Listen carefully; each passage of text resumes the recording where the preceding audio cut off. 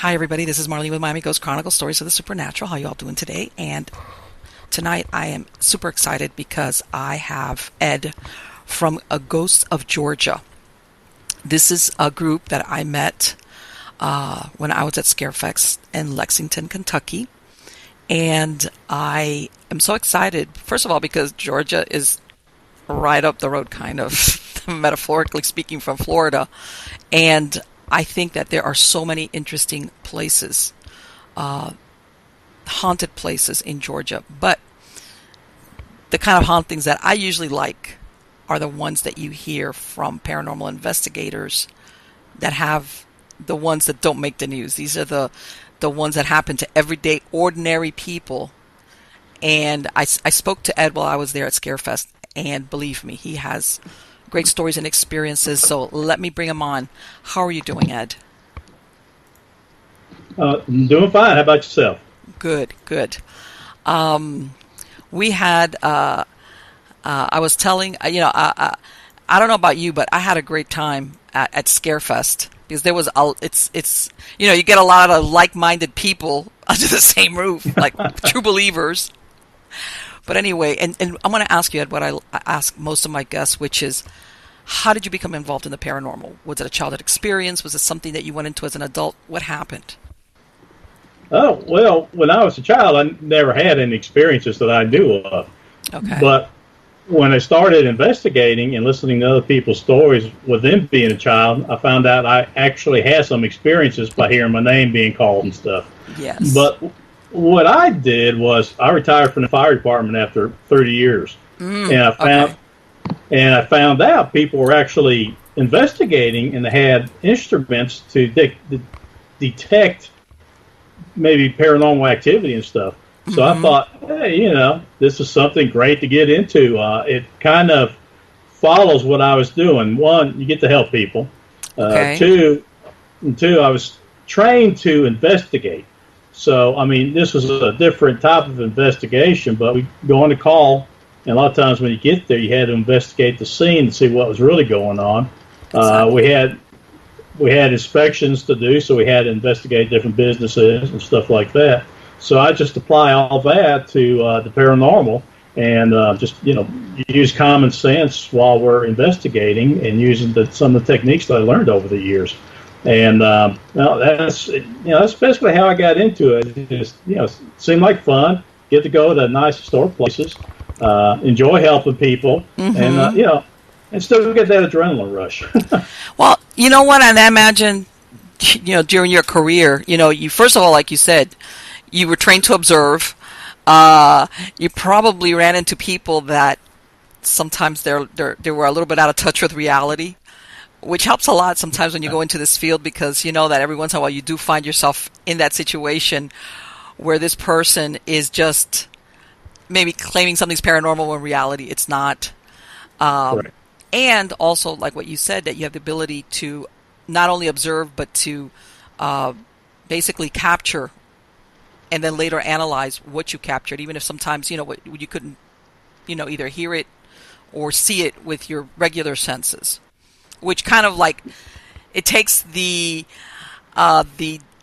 guesswork or the wanting, like I can actually analyze and quantify it. And I know for a lot of people, I'm going to say this again, especially men, this is really important, because as much as they're involved in this field and they want to believe it, they also don't want to believe in something just because it feels that way. Right, exactly. Okay.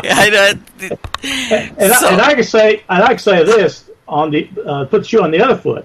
Women, excuse me, they feel things and they have a tendency to go with the feelings instead of, men are more logical. Sure. And there's nothing wrong with that. No, absolutely not. Our team. It works great on our team because all of us feel something, or have the capability to feel something. And with our team, everybody's open-minded.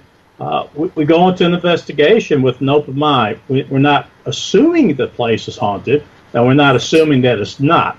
We go in, collect the data, and then, like you said. And you know what? Yeah. And it's great also, I don't know if you do have anybody that's, like you said, up to, that you use as a sensitive, where sometimes they give you information and it correlates with what you pick up on equipment. In other Exactly. words, you're getting it from both ends. So that sometimes is a good way to absolutely say there was something going on there. The Exactly. human was picking something up, and so was the equipment. Exactly. And well, like one of our members, when there's energy around him, his shoulders get cold, shoulder and upper arms, and you could actually feel a difference if you touch his arms between his forearms and upper Wow. arms. See? Yeah. But Absolutely. we also have a psychic on our team, Mm-hmm. but we do not use her as a psychic when we're investigating. We use Okay. her as a sensitive.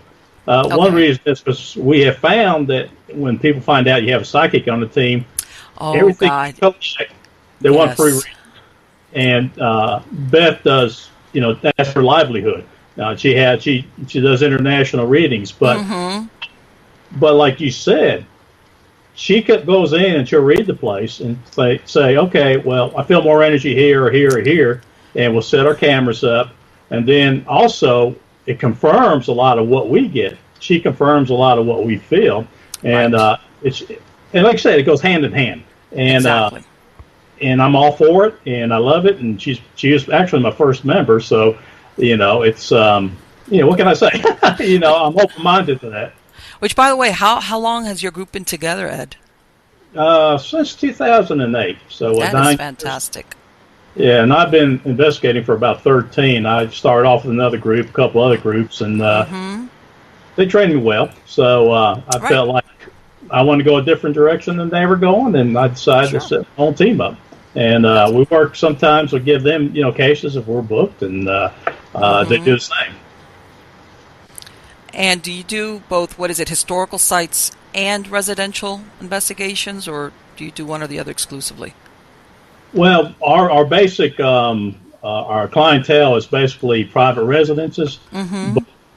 and we do businesses too. We've been Yes. asked to Athens, Georgia, the PR department of Athens Clark County asked us to come in to investigate this Morton Theater, and what they were doing was like a half-hour video program or show, and Okay. they did the history of the place. Then they interviewed people that experienced things, and then they showed our investigation at the end. So that Wow. was, yeah, and they actually won an award for whatever. Oh God, what's the word I'm looking for? Whatever category that video was in. So it was well done. But we go to like a lot of historic places, a lot of haunted places, the public haunted places like Waverly Hills. We've been Yes. to Adamsville. We've been to St. Albans, and a lot of those popular places. And what we do there is it's called a fun investigation because we don't have a client. We go in, we test new equipment, we test new techniques, and then Right. this way we could be prepared when we go to a client's house to use what we have learned. And Absolutely. and plus, that's the history of these places is just phenomenal. Yes. And we usually get some activity. That's our fun investigation. And as a team, we come together more as a family on those too because we spend a lot of time. Most of them are out of town, so we stay in the same hotels and share rooms and stories and everything else. So it's a good bonding experience. Oh, for us. absolutely. And people don't realize that in paranormal investigations, there is what you could also call practice, which is exactly what you said. This is when Exactly. you try out new equipment, or you decide, well, you know what, let's try doing it this way. There's also like a trial and error kind of, thing that you have to do to either say that doesn't work anymore, or let's try this, or you got to change, you got to develop, even as a paranormal group. Exactly, and a lot of techniques you see on TV, we've incorporated, but we Mm-hmm. also try to do our own. I mean, we don't want to follow everybody's, and I've got a great bunch of people. They just they think they come up with new ideas. So let's okay, let's try this. If it works, great. If it doesn't work, we won't do it again. And Right. we it's nothing venture, nothing gain. I guess is the saying there. And Well, excuse me. you know what? And the thing is this, Ed, that a lot of people, they do realize it, but when you look at these shows with those equipment, they film over several days and then they just edit it to fit into, whatever, a half hour, a 1 hour format. And when you Right. go in with a team, sometimes you don't have that luxury of being there days and days and days, hoping that you're going to capture something that you can then, show. So sometimes, even when you go on investigations, things just don't happen. Doesn't mean nothing's there, but sometimes everybody, the spirits decide to make themselves scarce. And people, like I said, people don't realize that the shows do spend several days to get whatever it is they get. Yes. And we're at a home, anywhere from 4 to 8 hours maybe. And in that time, that's what we get. And yes. We've been in places that we're about to fall asleep. It's so boring because there's nothing happening. Yes, yes. Oh my God. That's and with just about every paranormal investigator that I've spoken to that's done it for a while, they tell me the exact same thing. Sometimes you go to some places that are great, man. You walk in through the door and things are happening from the moment you walk in, exactly. Or you get, it's like, it's productive. And there's other times that you're like, everybody's like basically like falling asleep, waiting for something to, sometimes they capture stuff after the fact, like when they review their, their audio, or maybe they capture something. But a lot of times it's like, huh? And they say that especially with new members, that they're expecting to go have the reality show experience. They're like, this is it? And it's like, yeah, that's it. That's it. That's all that happens sometimes. Yeah, you go and you investigate, and then you spend 3 to 4 times the amount of time reviewing everything. Yes. And, we tell any new member that comes on, we say, hey, look, this is not TV. This is boring at times. Other times it's just hopping where, things are going on. And you said when you review, like on those times you're about to fall asleep, in the boring times, we have captured some of the best Class A EVPs ever on some of those cases. So where it seems like nothing's happening. Exactly, and you never know what's going on. We treat the spirits on the other side as humans, sure. with respect. And it's like you and I. If we don't want to talk to somebody, we're not going to talk to them. Sometimes it's just the timing is wrong or whatever. I mean, it could be a million things. I mean, and that's one of the things that people don't realize, that even when you're dead, you still retain your personality traits. Right. And some people are just not friendly. They're just not friendly. And so, and if a stranger came into your house, are you going to step back and say and watch this person and figure them out before you even say anything to them? Yeah, and sometimes that happens. And sometimes they just don't like you. They don't, or sometimes that I know that, for example, certain things. Sometimes there is a timing to it. Even on intelligent hauntings, residuals is where you get more of that at a certain place or at a certain time is where you get that duplicate, like that loop. But there are some intelligent hauntings that for some reason only occur on either certain times or certain dates. Like there's something there that's a significance where they actually manifest. All right. Right. And then you also get the ones that they just don't like you, or they're kind of aware that you might ask them to leave, so they kind of disappear and don't want to basically talk, or they don't want to. Because they're afraid that they're self-aware, possibly even that they're dead, and for whatever reason they don't want to pass on. Then maybe this, like you said, was their house, and they don't want to leave. Could be a million things. And they're like, I'm just going to wait for them to pack up their stuff and leave.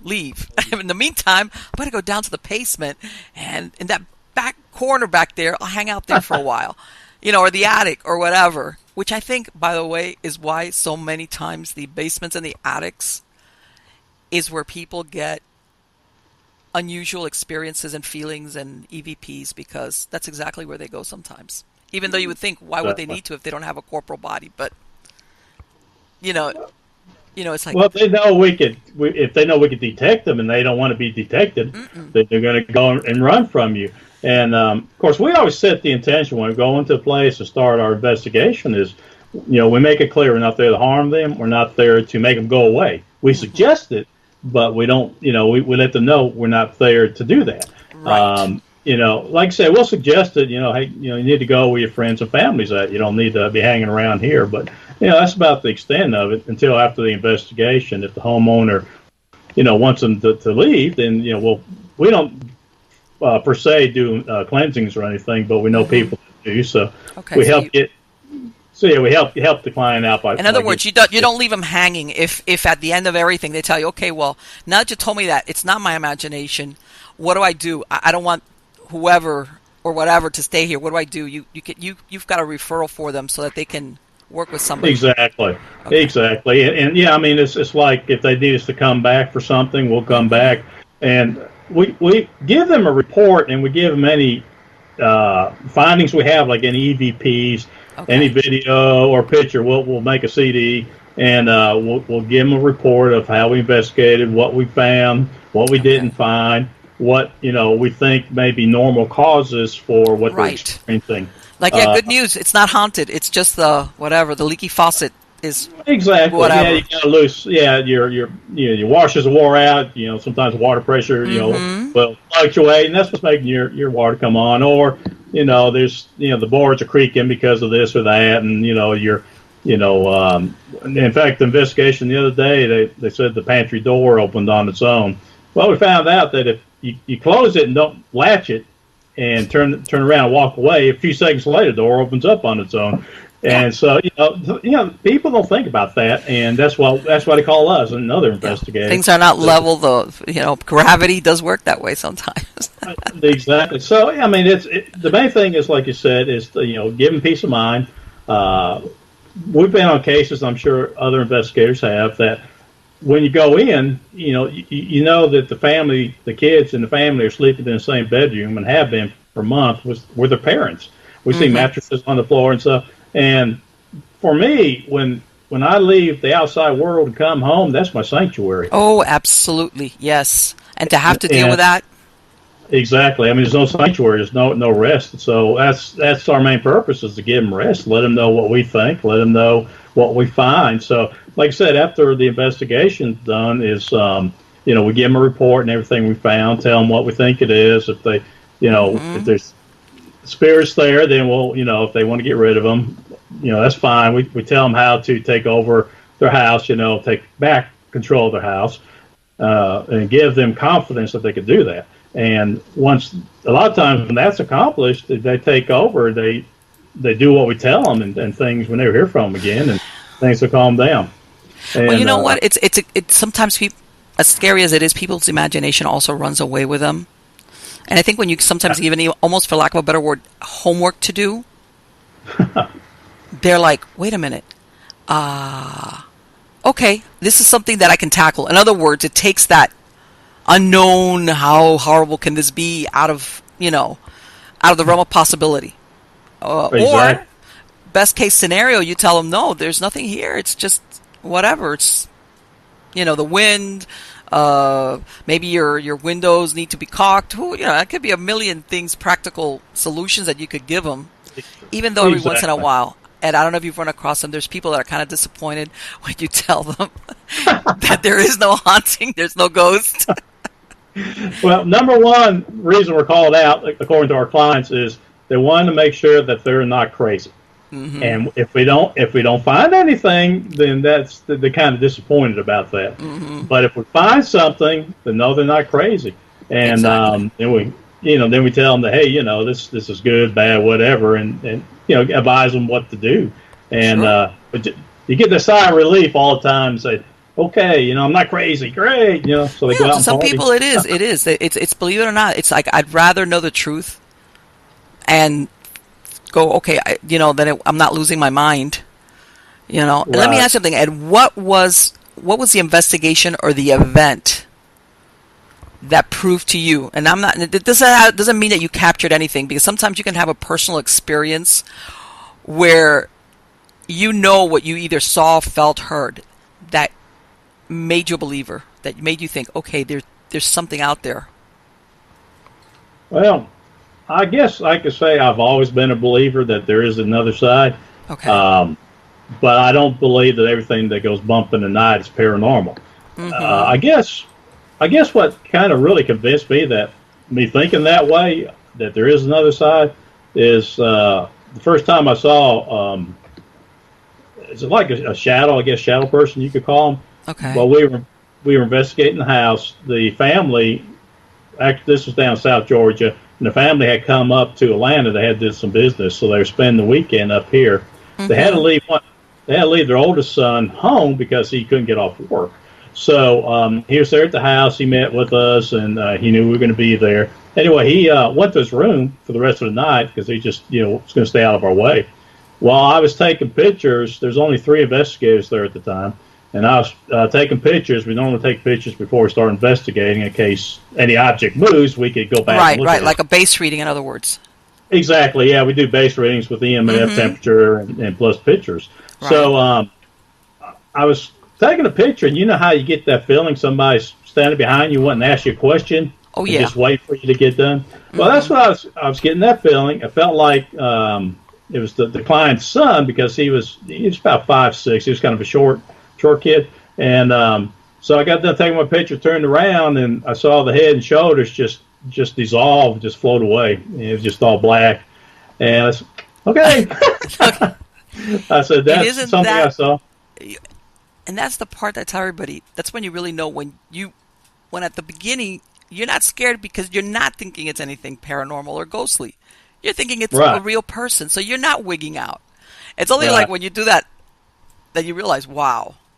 And then you hear these noises that, unexpected noises that, I guess an example is we were doing the attic in this historic house, and there's only 2 of us up in the attic, and you go up the stairs and you go right or left. Well, we went left, checked that out, asked a few questions, turned around, started headed to the right side of the attic, and they had a bunch of trunks with actual Civil War clothing in it and clothing from that period.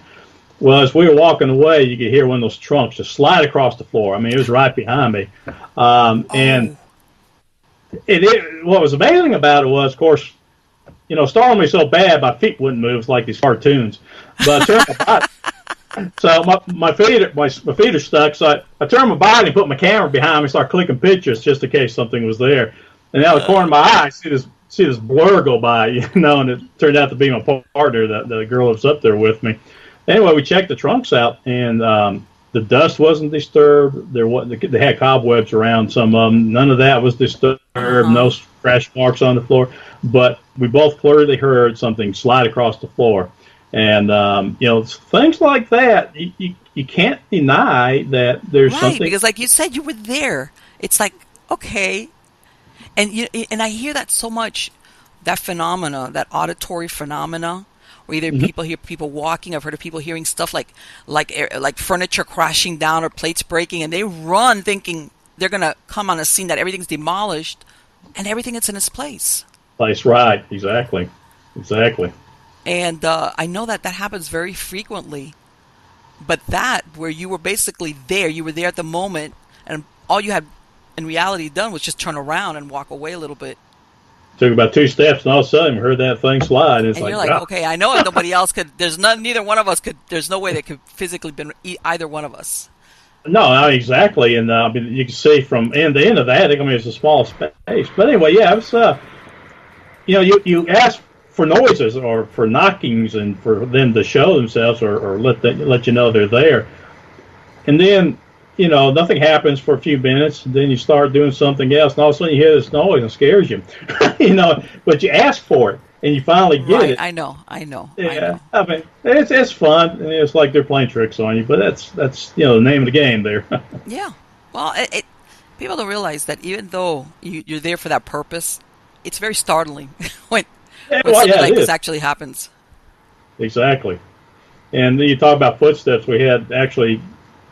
it was called the Rock House, the oldest rock structure in Georgia. And there's about 4 people sitting on the floor, and my other investigator was standing against one wall, and I was standing by a doorway that led straight to another room. The other room had the stairs going to the attic. It was all basically open. And all of a sudden, I'm listening. Well, they're asking questions to people on the floor, and I'm hearing something coming down the stairs. From the attic down? From the attic down, and I'm thinking, okay, well, I'm hearing things. There's something from outside, but the noise I was hearing was actually footsteps. It came in the door I was standing next to, because you could hear them, and walked. God. And then about that time, all the people in the room started looking in that direction, and then the footsteps walked through the group that was sitting on the ground and you could actually hear them walk into the other room. They just faded. So everybody in the group heard it, is what you're saying? Everybody, yeah, it's like 6 people in the room Oh, crap. heard it, and there was a guy that was in the other room, and he heard it too, but it was faded at the time. And that was an experience that, it wasn't my imagination because 5 other people were hearing it at the same time. And it was like this, whatever it was oblivious, I guess, to all of you. It was just doing its thing. Yeah, might have been residual energy. Don't know. Because it just moved on, and I think some people started asking questions of to the footsteps basically, and didn't get any response. So that's a good chance it was residual, or it might have been something that just didn't know that we were there. Because it's in its own.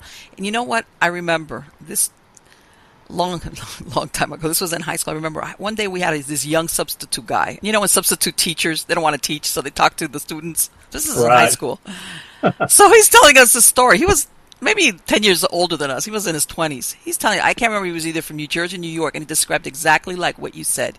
He said that one day he's babysitting his nephew, and they're the only ones in the house, and they're sitting, he said, in the living room.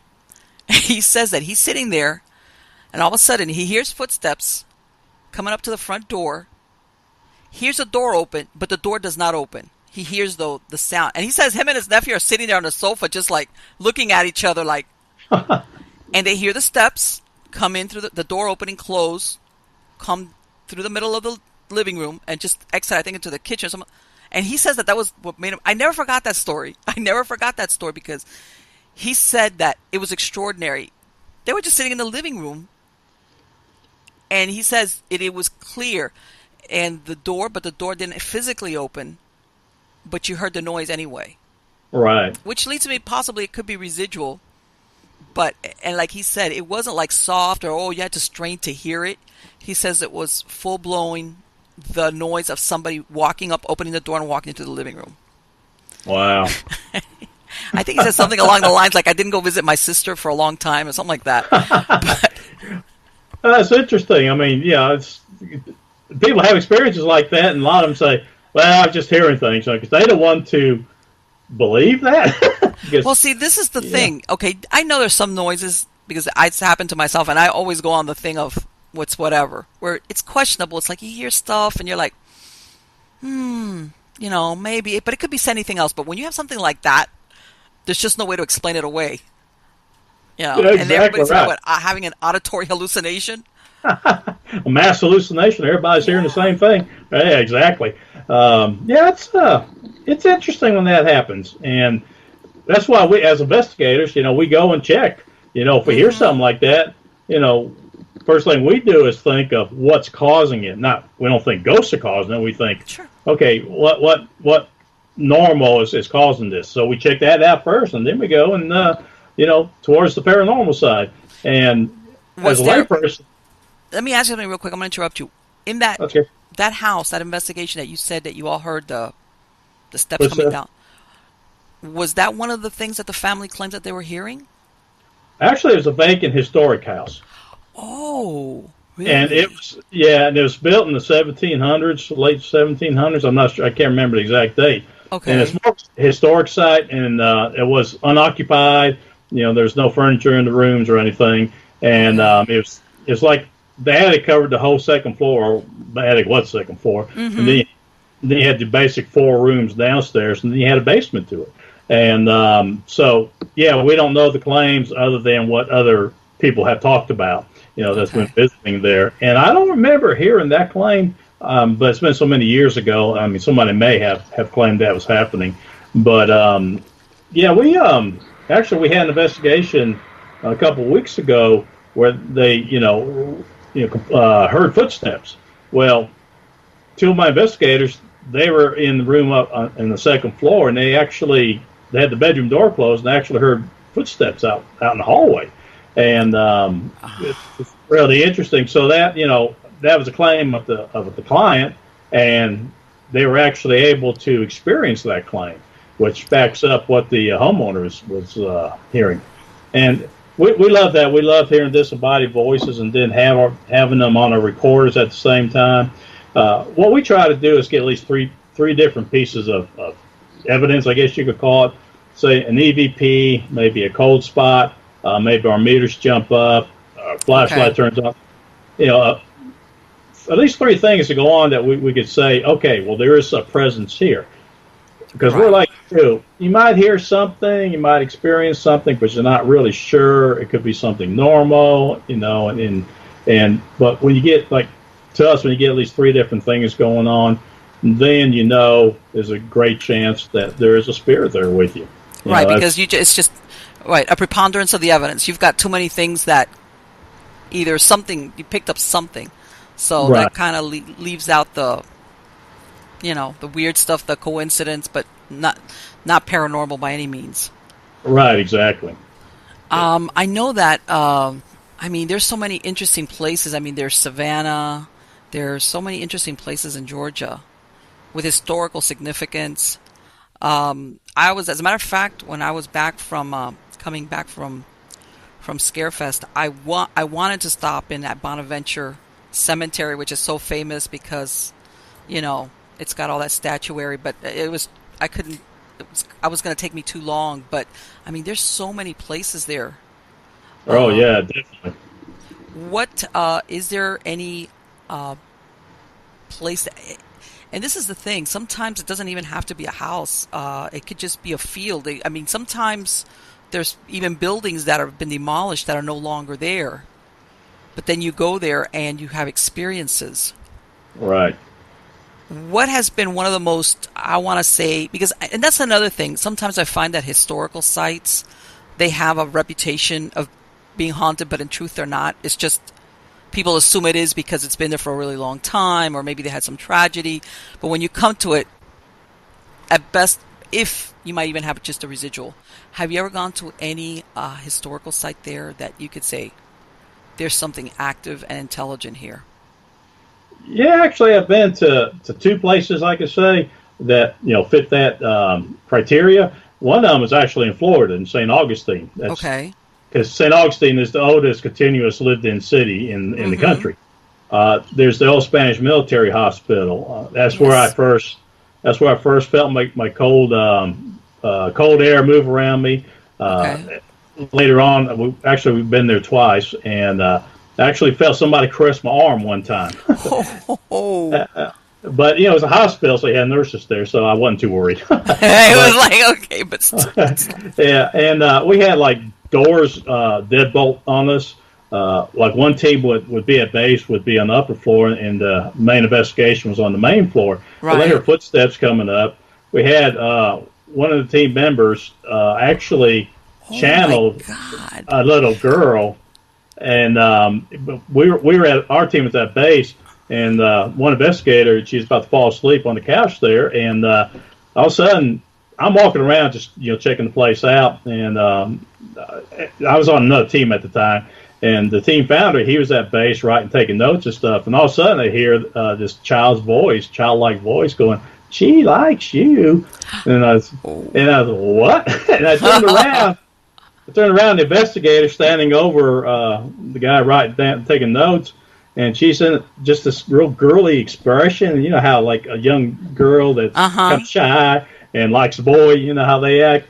Yeah. And she doesn't remember that. It went on for about 10 minutes or so, and then we let her listen to the recorders. We have audio recorders going, and sent her the clip of it, and she goes, "That's not me." And we said, "Yeah, it was." And then her husband said, "No, that's you, but it wasn't you." Wow. But yeah, a lot of things went on there. But the place in Savannah that I really like is Moon River. I've been to the Pirates House years ago, and that we had a lot of activity in there too. So that's one place I could say that I feel is haunted because it's people report the same things over and over and over again. Right. And Moon River, I've been investigated there 5 times, and every time we've been there, something has happened. Wow. Unfortunately for me, one time 2 of our investigators were checking out areas to set our cameras up, and they saw an apparition of a woman show up.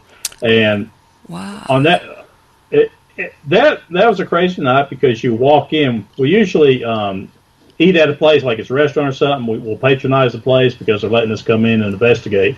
So, as soon as we walked in that evening to go eat some dinner, it just felt like the energy was real high for some reason. You could actually feel it in there. So, but later on, we were walking around doing some base readings. I was with a couple other teammates, and you could see the energy. The waves that come off the asphalt and the heat. Well, yes. We're seeing a figure, just the wavy lines. I mean, you can tell it's just the energy. And we waited about 5 minutes for it to form. So while we're standing there, I'm not a big orb person. I mean, you have to. I believe there are spiritual orbs, but not what people think. But anyways, we were there, and all of a sudden you can see behind it this white orb just move across the wall. So after about 5 minutes, we couldn't wait any longer. We said, "Well, come on, we got to go and move on," So, but it was like it tried to form, but never could get enough energy to form. For some reason, it just didn't have the energy. Maybe, who knows? Who knows? Exactly. And the last time we investigated there, we were in the basement, and on the right below the main floor. The main floor is where the restaurant is, and most activities. Well, you go in the basement and listen. It sounds like the restaurant's full. You hear chairs sliding, you hear people talking, glasses clinking, plates. All those sounds you would hear in a restaurant. And so that team came up. We sent the other team down. They experienced the same thing. And there's only like maybe 4 or 5 people up on the main floor. We're all sitting still. But usually most of the people were up maybe on the second, third floor, investigating, where it'd be maybe 2 or 3 people on the main floor. Just, running a base, and then we had managers that would stay with us, and he usually sat there and did paperwork and stuff. So, and then he came, the manager, the reason he wanted us to come in is to prove to him that the place was haunted. So, over the investigation, all the investigations I've been on, we gave him a lot of stuff, but he didn't believe it until that night, because there's one girl at base, and then it was him on the main floor, and the rest of the teams were split up on the other floors. Well, he walked over to the girl at base and said, "Did Michelle call my name?" And because he heard, there we go, yeah, he heard his name called, and about that time, Michelle walks in front of the camera, and she's on screen, and she goes, "No, Michelle's right there." And I think she's in the basement or maybe on the third floor or something, but she wasn't in earshot of where the manager was. And it just kind of, after that, I don't know what happened, but me too. So that's got to be one of the most disturbing things, is to have your name called. Personal. It's like it takes on a personal, like, well, they know you. They know who you are. It's a joke with my team, because my name gets called a lot. I've been, "Hey, Ed," or just Ed. Really? I've actually been, "Get out, Ed," and stuff like that. Oh, you're kidding. Really? And I mean, other investigators have had their names called, and the first time's kind of nerve-wracking, but then after a while, it's just like, okay, there's somebody who just wants to say hi. Now, my thinking is, are we bringing something with us? We don't intend to. Right. But because when I'm not investigating, I get out of that mode of thinking. I don't look for anything unless I'm investigating. So while you're investigating, you're opening yourself up to the other side. So is it possible that maybe one of our loved ones or friends is trying to take that opportunity to contact us? Exactly. Like you're more receptive. Exactly. And like I said, we've all, I think most of the team members on my team have actually had their name called at least once, twice, or more on investigations. And it's interesting, especially when you ask them, we tell them our names when we're there, and we say, ask them to repeat one of our names, and when they do, it's like, oh. They were paying attention. Yeah, exactly. And that's kind of nerve-wracking, with this happening. Of course it is. Of course it is. One thing is when you're hearing, like you said, the footsteps or whatever, but when it's like verbal and it's your name, it's like, okay, we're talking here intelligent haunting. Who knows who I am? Yeah. Which and I'm going to ask right you the here. next thing. Which a lot of paranormal. Have you ever had anything follow you home? Well, we try to protect ourselves with that. We always say, you can't come home with us. But I remember one investigation, it was a business, and I got to the road, and I stopped to make sure no traffic was coming. But while I was sitting there looking, all of a sudden I felt like something jumped in my car. It's like Really? I felt this energy, and it wasn't a negative thing. I felt like it was, a friendly Mm-hmm. spirit that was in the store that wanted, like me, wanted to come home with me. Yes. And I was about to accelerate when that happened, so I slammed the brakes on because in the back of my mind, I knew if my tire hit the road, I'd Mm-hmm. be stuck with what was in there. So I just stopped and I looked over to the passenger seat with nobody there and said, "Look, we'll try to come back and I'll try to come back and talk with you again, but you cannot go home with me." And then Yes. it's like the energy just left. Now, I don't know. Was it my mind? It's 3 o'clock in the morning, but I would swear in the Bible that that actually happened, and exactly like I just said. And other times, I don't know. I've had activity at my house over the years, but nothing that stays. So Right. I don't know if That something and that's that come that's home. and that's the thing. A lot of times they kind of come home with you, or they try to anyway, because they either like you or because you're sensitive, or you know, um, they're not bound to that place for whatever reason. And sometimes it's because Exactly.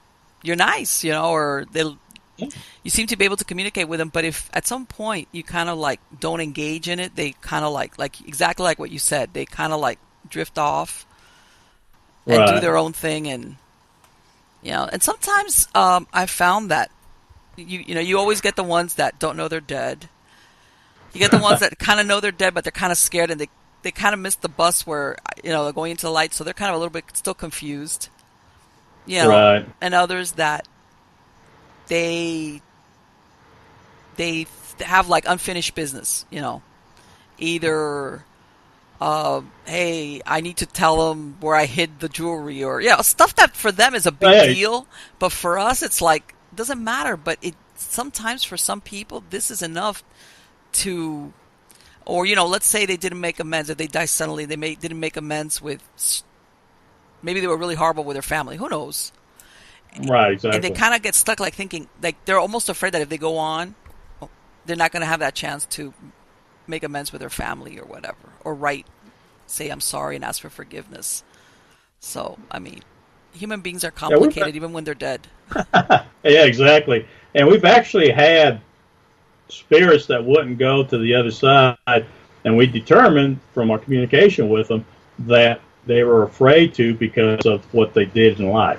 Yes. And I don't know what anybody's religious belief is, or if you have it or Mm-hmm. not, but mine is I believe in God. So I always say, Yeah. well, you know, if you sincerely ask for forgiveness and Mm-hmm. really mean it, that He will forgive you and let you come on into heaven. I mean, that's the Yeah, best way I can describe exactly. it. Because I think they're afraid, they don't want to go to hell, because if they were That is a raised, big one, believe it or not. There's a lot of situations that I've found that they truly think that is, whether they really did horrible things or not, their perceptions of reality, like just like every human beings, that's where they think they're going, to the hot place. yeah, exactly. Because when as you're raised, if you're raised in a religious family or raised, just Mm-hmm. with religion, you're looking at heaven and hell, and Yes. well, people are afraid, and they may not feel like they deserve to go to heaven, so they just Mm-hmm. won't move on. An example of that is, well, my mom, she was a very devout Catholic, Mm-hmm. and so when I started doing this, I went to a lot of psychics just well to see if they were real. Basically nothing against them. Sure. But I was told that my mother was had gone up to heaven, but she wouldn't go in because she didn't feel like she was worthy enough, even though she was a very good person in life. Mm-hmm. And Right. I was told that there was angels with her trying to convince her that she could come in. So eventually, later on, she went on in. But that's a possibility too, because I don't know what goes on, and unfortunately, Sure. there's rules for them. They can't tell us certain things, or certain things we can't know until it's our time. It's Uh, exactly. but one thing that I think they have proven to us is that there is something after this life. Sure. And I was one that never really believed in reincarnation Mm-hmm. until I saw there's a story about this, I think, 5-year-old boy, and he was Okay. describing World War II missions. He was a pilot, Yes. I don't know if you heard that story or not. Yes, I have, but I know. Keep going. I'm almost sure I know which one it is, but yeah, it Okay. was something that even from childhood he was basically saying that's me or whatever. He was having his something that's not normal for a 5-year-old. In other words. Right. I mean, he was describing missions that he'd be Mm-hmm. flying in World War II. He even said his name, who his name was. So when they actually went to investigate, they found out there was a pilot by that name who flew those exact missions that 5-year-old was telling them. So, Yes. yeah, how can you deny this? No, not reincarnation. I Mm-hmm. think I think people that feel things or know intuitively that to do something or not to do something, I think it's something you learn in a past life. Yes. Uh, but for me, like I said, I never really believed in it until Mm-hmm. that story. And then there's another story about another young boy somewhere else that had the same experiences and stuff. So yeah, it's just I mean, there is another life after this one, and we can, I guess, come back. So it's it's hope for people who don't are worried about that. You know what? I'm going to give you. I mean, my degree is in mental health and in human behavior, and I'm a trained hypnotherapist. Okay. So along the lines, I had a lot of people that came to me just for the hypnosis part for the reincarnation, and it they had in their mind, they had in their mind where they identified, let's say, with a certain time period, whatever, or Okay. country. I would tell them, look, one of the instructions that I give you when I put you under hypnosis is to show you what's most appropriate for you to see. And you'd be surprised a lot of times what they would see was nothing like what they expected. Right. Exactly. Like I had one lady, she, as a matter of fact, she really identified with the South and the antebellum and that whole, pre-Civil War era, the you name it. When I take her back, she saw herself as a Greek sailor, an old Greek sailor, Really. sees herself as a man, number one, old Greek sailor, like mending one of these nets, Okay. that they go out. Doesn't look Wow. anything like what she looks like. And part of it was that I take her. You fast forward the person up to the point of death, where basically they see how they die, and they kind of like extract what information they need, and eventually she saw herself because she had like her own boat where she would take out where she got caught in a storm out at sea and she drowned Oh or wow. he drowned or whatever. And when I brought her out of it, uh, she was totally speechless. She had there was nothing. There was no affinity in her. There had never been any interest in Greece or Greek or fishermen or nothing. Okay, it was everything but what she expected that she was going to tune into when she did a past life regression. So that's what I'm saying. And I mean, I've had a lot of other experiences with other clients that exactly like what you're talking about. That, and they always ask me, well, do you believe it? And I said, well, I'll tell you what.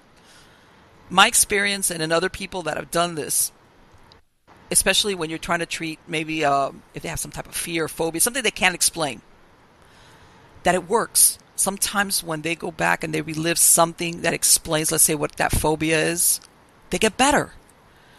So it's almost like you could say whether you believe in reincarnation or not, the results are that there is benefit to it. Right. So whether you want to say reincarnation is real or the process of this person in their mind seeing themselves go through whatever episode it is that they go in their head, as usually as another person, a lot of times a different sex or whatever, a lot of times alleviates things that they got going on in their personal lives that they've dealt with for a long time, and sometimes they can't even Wow. explain. So yeah, that's why Wow. I'm saying that I personally have had experiences where I've seen things that, and also, if the person is talking about a prior life that can be verified, in other words, you can research it and find out you're good. But millions of people have lived that there's no way to document if this person ever existed. Exactly. But she was Exactly. telling me, I remember her. She was telling me when she was under hypnosis, she goes, I smell the sea. I hear seagulls. I smell the ocean.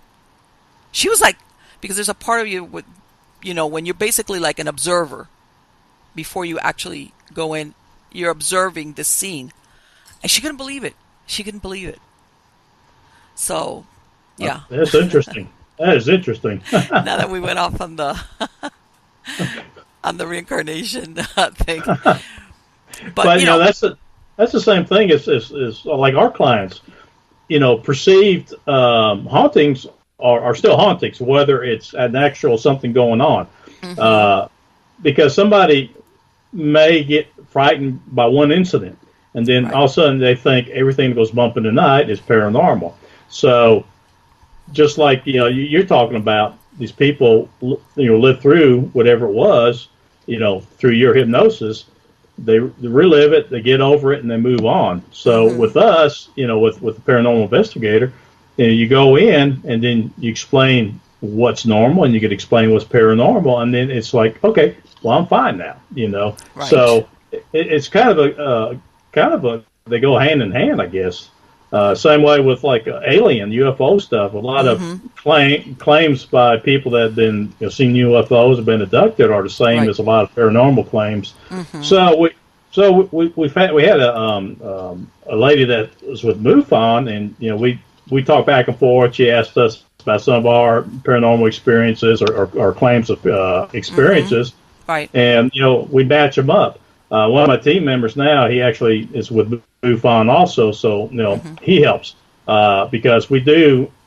We don't only think of spirits or ghosts. We think of other things that may be going on that Sure. in the paranormal realm. So it's a kind of a full thing with the UFOs. You got ghosts. You got a lot of people, It could be. elementals. Let me tell you, I'm a member of MUFON myself, and Okay, great. I remember one time I went to a meeting that a group here in Miami. It wasn't. They had somebody from MUFON doing a presentation, but they were like a separate group, like a UFO awareness group. And Okay, after the meeting, because the guy that did the presentation, he was very professional. He was giving us a presentation about some UFO anomalies that they had seen out of Puerto Rico, because they have that okay. big base over there. And he was a very cut and dry, very, very super analytical guy, which is great, because really that's what you want, especially. And some of the stuff he showed you were like, huh? It couldn't be explained. But anyway, after he left and everything, people sit around and they talk. And of course, everybody starts talking about their personal experiences. And we got into the ones where they had experienced what they thought was either abduction, either once or multiple. But then some of them start gelling together with where they see incidents of abduction with also paranormal things. Oh, okay.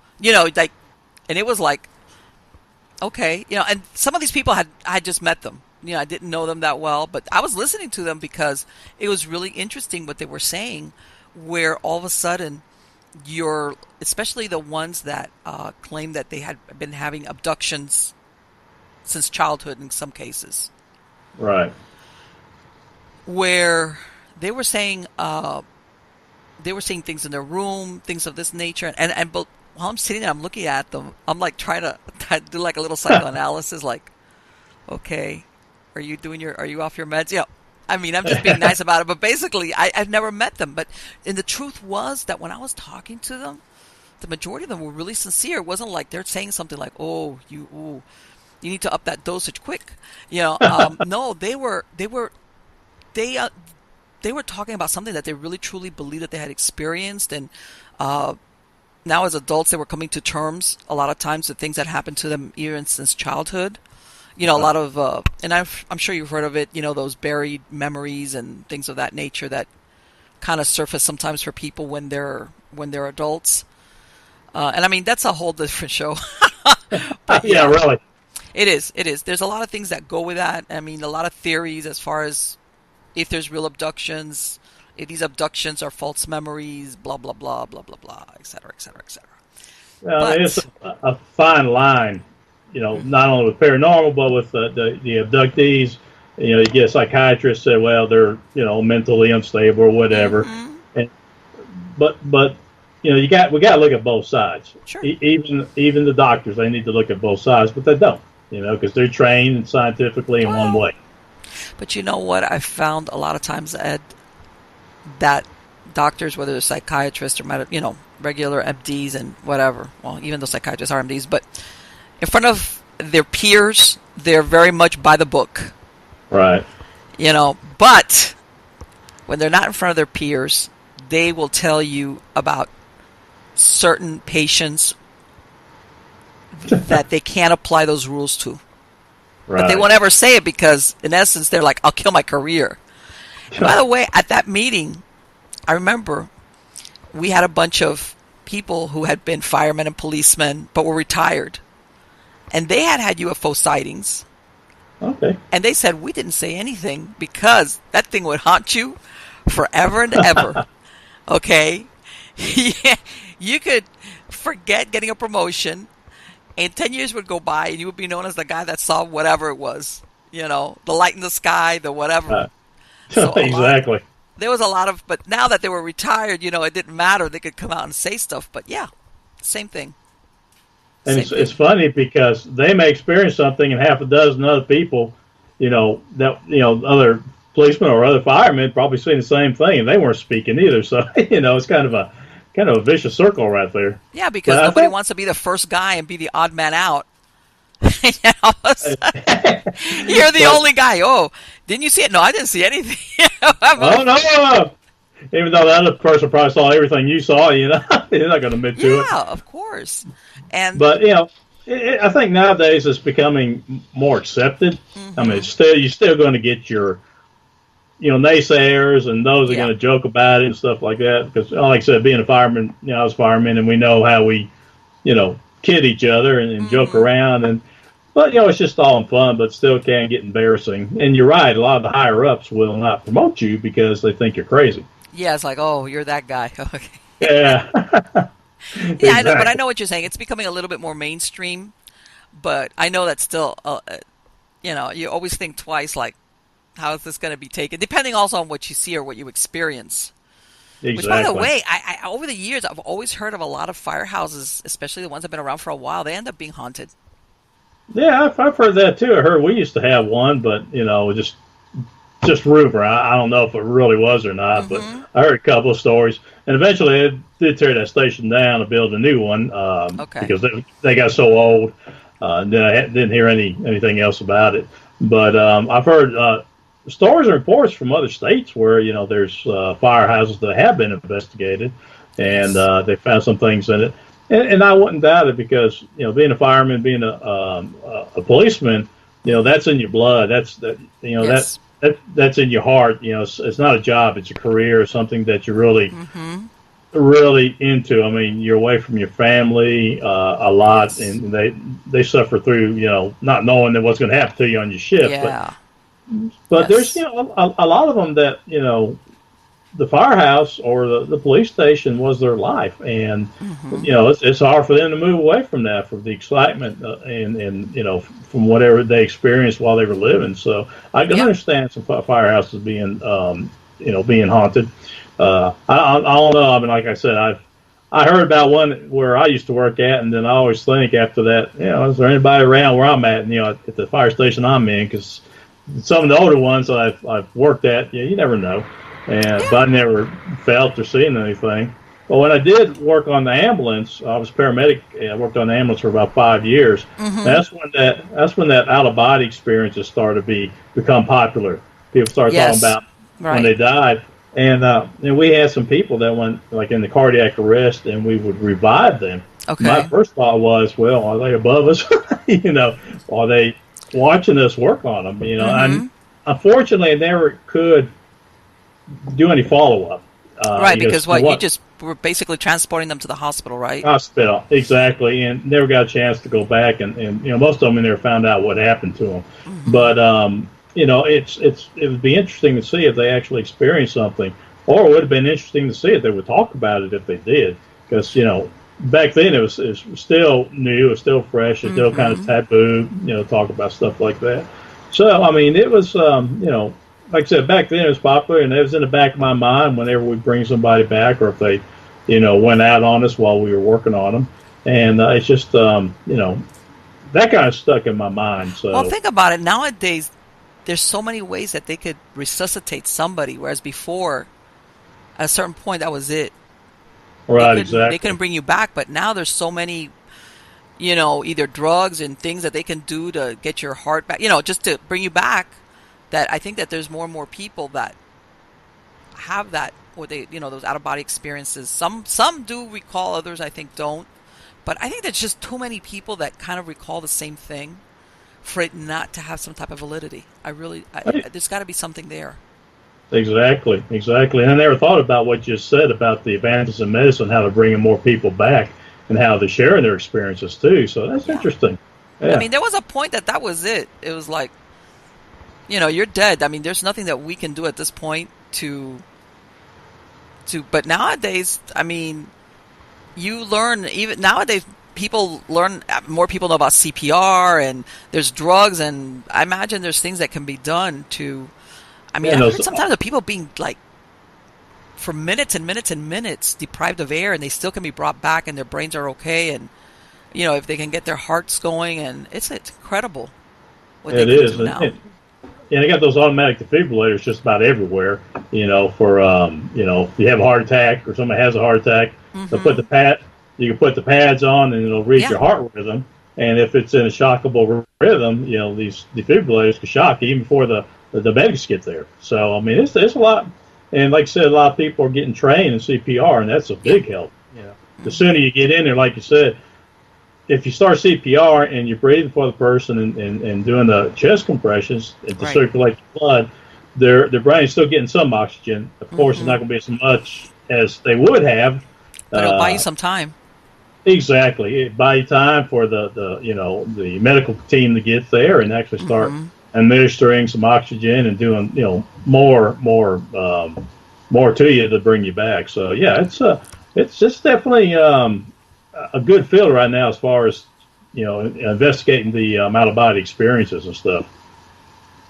And I'm going to ask you, did you ever have any weird experiences when you were doing that paramedic work, especially that paramedic work?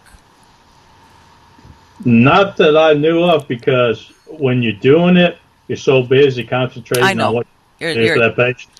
yeah. And I have, well, when I was working on ambulance, I never really experienced anything that I knew of. Hmm. Um, I have wondered over the years at some of the fires I was in how I got out of them.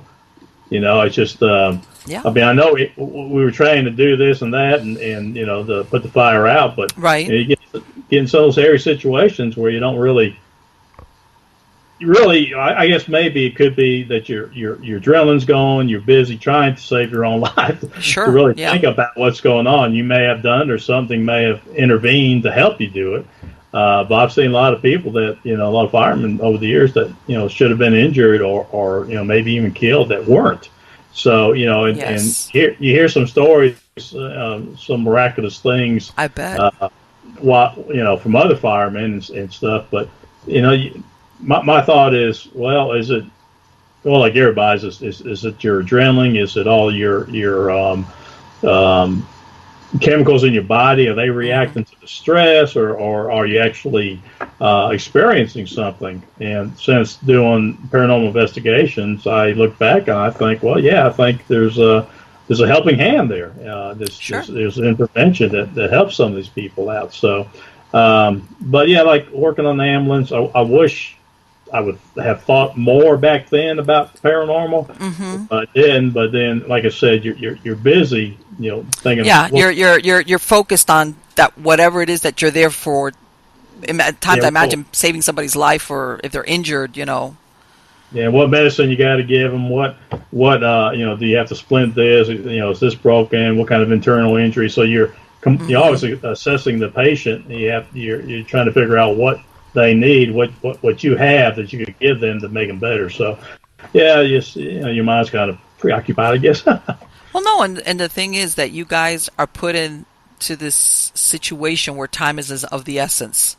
Right. If you're going to do it, you got to do it like now. Like, like you said, assess it and do what it is that quickly, because if not, that could make the difference between somebody living or dying, or getting some type of brain injury, whatever the case might be. Yeah, So because yeah, that kind of puts the pressure on. yeah. So again, you got to get them to the facility that's better equipped to handle cases than what you're just a rolling mini emergency room basically. But I mean, there's a lot of stuff on there you could help stabilize the patient enough to get into a hospital where they have more equipment, more training, and everything else to stabilize the patient all the way and get into recovery. And people don't realize that paramedics, sometimes you go into certain emergencies that your own life is at risk. I mean, besides the fire part, where sometimes you could go into a place where, you got to be careful yourself. You don't become part of the incident. Yeah, we've myself and other teams, we there's certain areas that we wouldn't go in unless the police were there. In fact, the police would not go in by themselves. They'd wait for backup before they'd enter the area. And I was talking to a couple of friends one time, and they pulled in one of those areas, and they were going on a shooting. We had half the people yelling at them to fix them. The other half of people were yelling at them, if you touch them, you'll die. So yes. You got these two factions there, and it's kind of hairy. I've been threatened, to be shot before and stuff like that. But at the time, we had police used to go with us on all the calls when I was on the ambulance. So I felt comfortable that I was protected. So it's still nowadays it's times change, and it's really you have to worry about not only fires or medical situations. You got to worry about somebody, a crazy person that may be wanting to shoot you just to. Yes, absolutely. People don't realize that. Yeah, that can happen. Things happen like that. Yeah. Oh yeah, it's a crazy world anymore. Yes, unfortunately, it is. Right. And this is and I'm gonna touch on something, Ed, because I know that you've in the paranormal reality world. There's a big hype of the D word, the demon word, where everything that's negative is demon. Yeah. It's shock value. Exactly. And I've said this before. There's a lot of people that are really nasty or murderers, and they die, and if they're stuck, they're like that. And when people encounter them, either where they work at, or if it's attached to them, or even in a paranormal investigation, it doesn't necessarily have to be anything like the devil.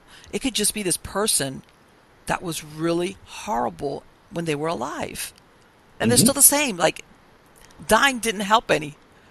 Right. And it's almost like, how some people will say, well, I got this really bad feeling of something malevolent. There's people that even when they're alive, you get around them and you get feelings. This is a malevolent person. This is like a bad person. And they kind of carry that if they died and they're stuck, or there's a certain place and then people start experiencing it. And the reason I brought that up is because I think that other is overused.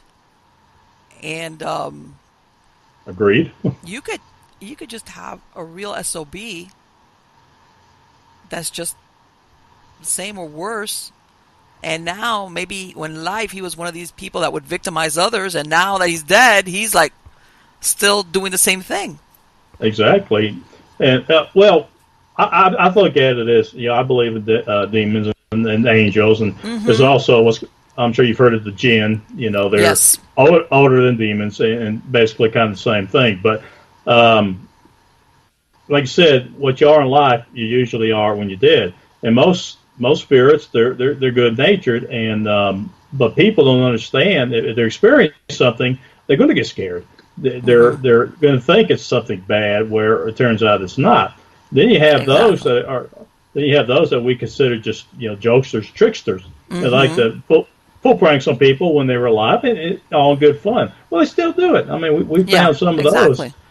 And then and then there are the SOBs, as you call them, in life. I mean, human spirits that are going to do the same thing. They're going to be mean, going to be cruel. They're going to, we've had women complain of being touched inappropriately. So you got those, you got those that are rapists. You got those that that are Yes. just sexual abusers. And yeah, you have demons. I mean, Oh, it's very yes. rare, but they're Mm-hmm. there. People watch these TV shows, and of course, the TV shows have to bring in the viewers in order to get the advertisers to make money. Sure. So, in order to do that, they have to make it sound really bad. Um, Mm-hmm. there's a couple of shows that I watch, pretty good shows, except for the fact that even before anything happens, it's like, oh, I feel a negative presence.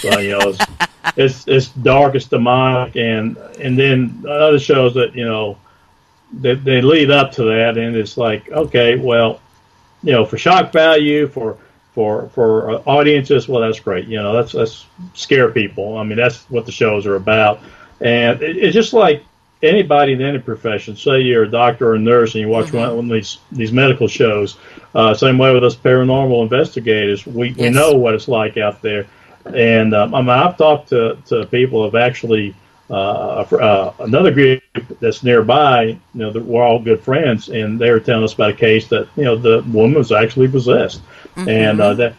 and they did a TV show on it. I forgot which show it was, but it's one of these that they take the real things and make the show out of it. But Right. anyway, yeah, I was talking to him, and I said, yeah, I mean, this woman just exhibited all kinds of demonic signs, and there are signs. Yes. And it's something that builds up. It's not something that poof, you're possessed. Exactly. Um, so yeah, I wouldn't open the door, because if you open the door by communicating to the other side, you don't know what you're going to bring in. I mean, you Oh, yeah. open it to the universe. When we do our EVP sessions, we set the intention of just talking to who's ever in the house or the building, business, whatever, Right. or whoever's associated with our client. Now, that's all we want to talk to. We don't open our sessions to the universe where other spirits hear us. Yeah, you're putting out an all points bulletin. Everybody come on in, and that's Yeah, exactly what you're gonna get. exactly, because like we talked about earlier, is when you're doing this, you're opening yourself up. You're opening to communicate with the other side. And the other side knows that, so they're going to try to communicate with you. And somebody that says, "Oh, this is to give me an opportunity to get a foothold here," and you may just come up. Oh, yes. And I don't know if you've had experiences where, especially, well, with residential investigations, where they've had a team come in that wasn't really experienced, and when they leave, it's much worse. And it's because Exactly. sometimes they've done something like that and brought in a whole new cast of characters into the haunting. Right, exactly. Yeah. And well, fortunately for us, most of the time things calm down, but we have left investigations where things have picked up a little bit for a while, and that's going to that's going to happen even with what's there in the house. Yes. I mean, they might be upset that we were there asking questions, and they're going to kind of show out. But it's nothing that's really bad. It's nothing they're going to harm anybody with. It's more like temper tantrum. Right. Like a child throwing temper tantrum because they didn't get their way.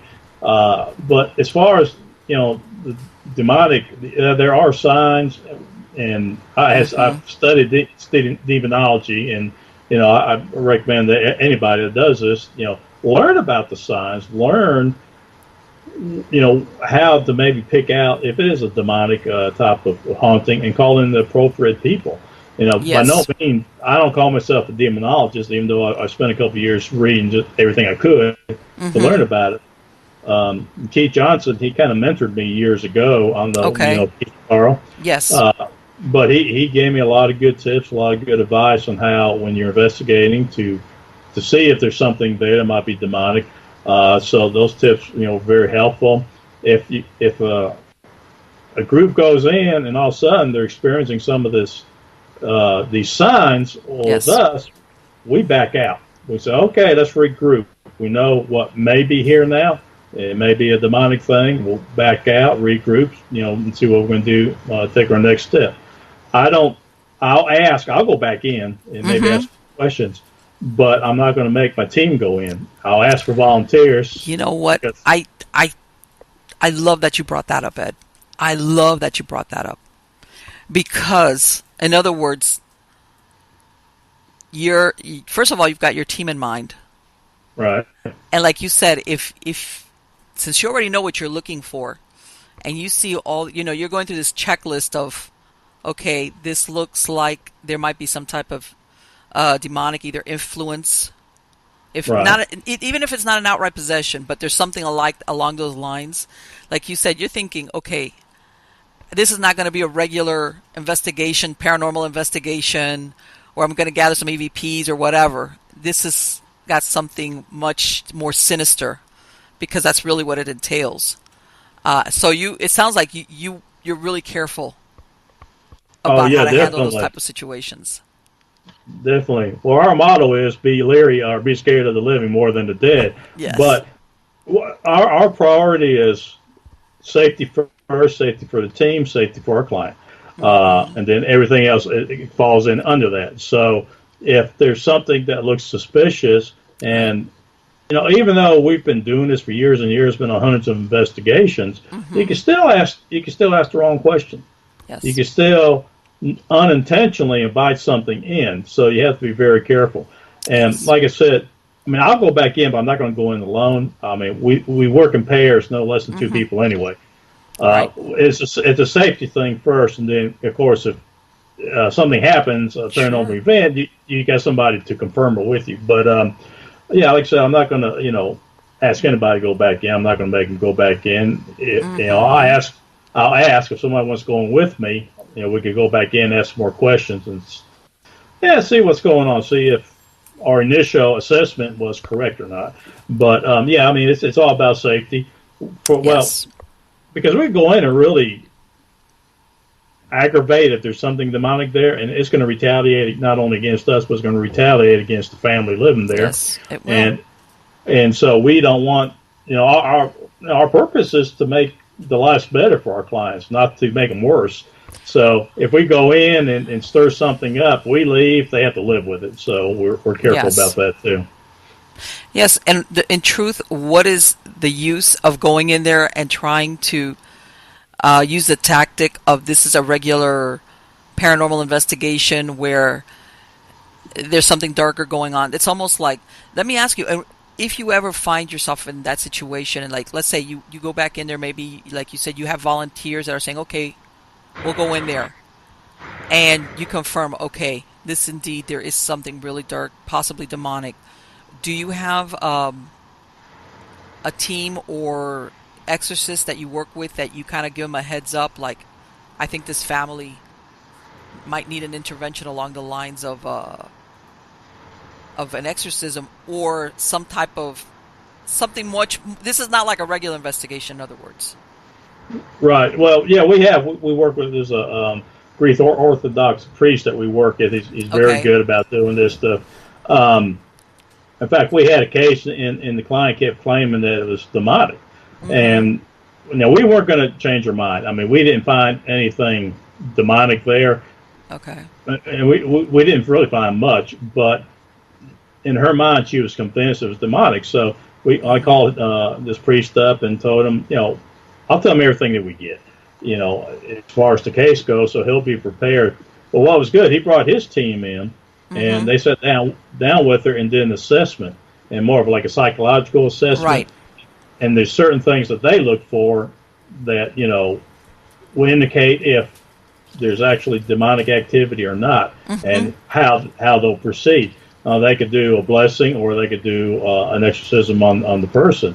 You can't Okay. really do an exorcism on a place. I No, mean, no, you it's can't. It's only a yeah, blessing. yeah, and that's kind of a misconception on Mm-hmm. from a lot of these shows, because people go in and all these shows they say, oh, we're doing the blessing of the house, where it's just a cleansing, Yeah. but this priest will come in and he'll determine for himself if what needs to be done. And Okay. for this particular client, I mean, she wasn't listening to us, and I figured the best thing for her peace of mind was to get clergy in there. Yes. So they did their thing. They let her know what they thought, and of course they are better trained than I am in Mm-hmm. this situation. So they I think they gave her peace of mind. They used her mind. They blessed the house, blessed the land, and everything else. So and that never hurts, Oh, of regardless course of not. what may be there. And So that's what they did. It wasn't no need for an exorcism. No need. She wasn't being infested with anything. It was just I think she just got scared and things just snowballed, and Well, everything she thought was demonic. the power of belief is very powerful. And if you really Absolutely. believe it, that's, yeah, you did absolutely the right thing. She got it from the authority figure that she needed to hear it from. Exactly, and even on just a regular haunting cases, these people that, like I said, sometimes they'll experience something and then everything becomes paranormal, even though it may not be in their mind. It is. So we have to ease that. We have to give them Yes. peace, and Yes. well, that's what we're here for. We've been doing this. We know from experience and the things that we've read and learned over the years. We know how to come in and determine what is and what isn't. And Yes. they're not. That's why they look to teams like us to call us in to find out what is going on. And it's we treat them. I mean, even though we think that maybe they're not experiencing it, but they think what they are experiencing is paranormal, we'll go in and treat it as paranormal. Right. And then find out the other reasons, if there are other reasons, because in their mind they are convinced it is. And until we do an investigation, we don't know. I mean, it may be, but even if we think it's not, we have to go in and investigate, and then just let them know what we find. If we find paranormal stuff, we'll definitely let them know how to handle it. And if they need some help, we'll help get some help. So, but it's all about perception, how people are perceiving things. And I mean, I could be perceiving that I'm getting activity here in my house and get scared to death. I'd leave and call my team in to investigate. And Well, and sometimes, I hate to say it also, Ed, sometimes, you get families that are in crisis for whatever reason, or there's problems, and it's easier to put the blame on a supernatural agent than saying, you guys need to go to counseling and work this out. Or there's other stuff going on and they want to pin on the supernatural. Oh, this person's not acting the way they normally do. And it could be a million things. Yeah, I like the ones where we go in with renters and on the interview on the phone, I'll tell them, it says, whatever we find you cannot use to get out of your lease. Oh, my, yes. not a legally binding, I mean, the law doesn't recognize any paranormal stuff. Right. Because, I mean, we've actually had cases where we determined that that's one of the reasons they wanted us to come out. So I always tell them, once you find out that they're renting, and we tell them, well, this won't hold up in a court of law if you're trying to get out of your lease. So you better hope it's not haunted, because you're going to have to stay living at the haunted place. Right, exactly. Now, if they could prove the landlord knew there was activity going on, maybe they got a chance. But that'd be between them and the landlord. So, right. And you know what? And I have found some places that legitimately, that the property is like an investment property, and they're, they've been rented. You do see the in and out of tenants a lot. Right. And that's sometimes where. But again, it's like you said, I can come in here and gather all the evidence, but you're still you're gonna have to abide by that lease. Exactly, and because the court system will not recognize any paranormal happenings going on, and it hasn't been but recently that like real estate agents have to let people know about people dying if in they the ask. house. Yes, I believe some states pass laws that if the person asks, that's the thing. If the person asks, they must say, well, I guess admit or say whatever it is that they know. Right, exactly. So, I didn't know if it was mandatory or not, but if they have to ask, that'd be one of my questions: who died in the house? Anybody died in the house? So, but I think they wouldn't. Well, I don't know how the real estate market works. I don't know if they actually investigate and see if somebody actually did die in the house. I mean, more likely it'd be a house that somebody died in, and there's no family to take the house, and that's when it goes on the market.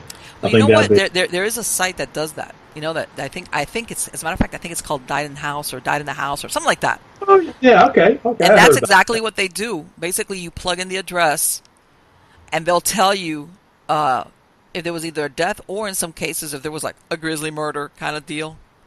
Uh, and because sometimes you will have people that will come in from out of town that have no idea. And they might buy the house anyway, but it's kind of nice to know that maybe you had a triple murder in that house or something like that, before you buy it. Because let's face it, that's kind of disturbing. Yeah, well, that's true. And if you don't mind somebody dying in the house or No. murder in the house, just reduce the, make a smaller offer on the house, and Yeah. But you better be that would be you better be a good prepared buying for it point. to be accepted, though, and that's the thing. Exactly. So yeah, I mean, doing this, I wouldn't. In fact, if I was buying a used house right now, I'd get my friend, my psychic friend, to go with me to read the house before I move in, Hmm. or Hey, before I buy the let me thing. know if there's anything here I should know about. Exactly. So doing this kind of got me looking in that direction if I was ever to buy another house. Well, yeah.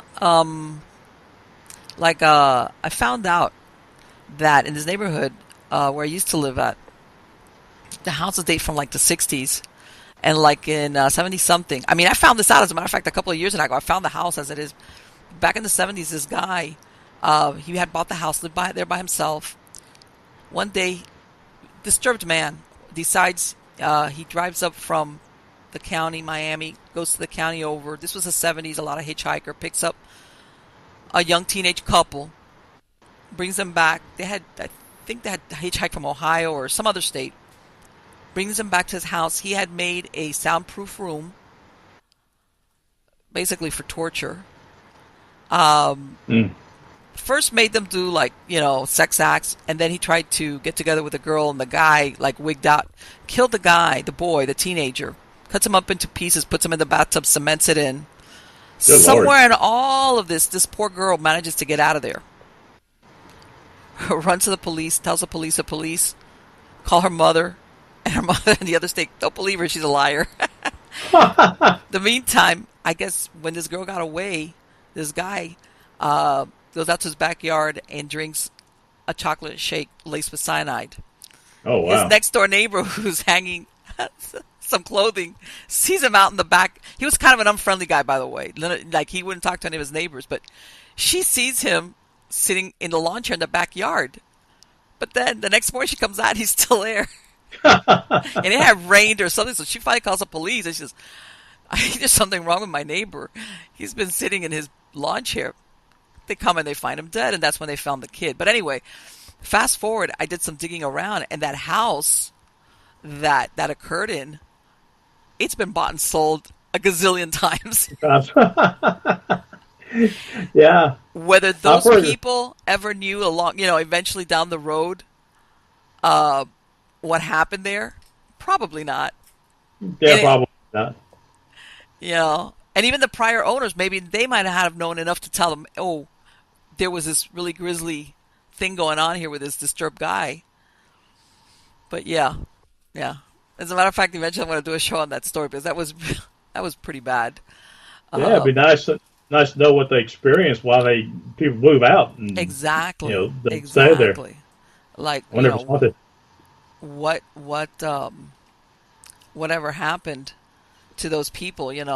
But yeah, you could tell from the '70s. I mean, you could tell there's just too many uh, changes in ownership. That's normal. It was too much. So yeah, I know that. Whether it's the feeling, whether it's an act of haunting, who knows? Who knows what's going on there? But yeah, sometimes I know that some people don't care especially if they're getting a good price on the house, and others do care. Right, exactly. They just not Yeah, they're not good with it. And nowadays, and a like you lot of said, people. you can take somebody to court for it.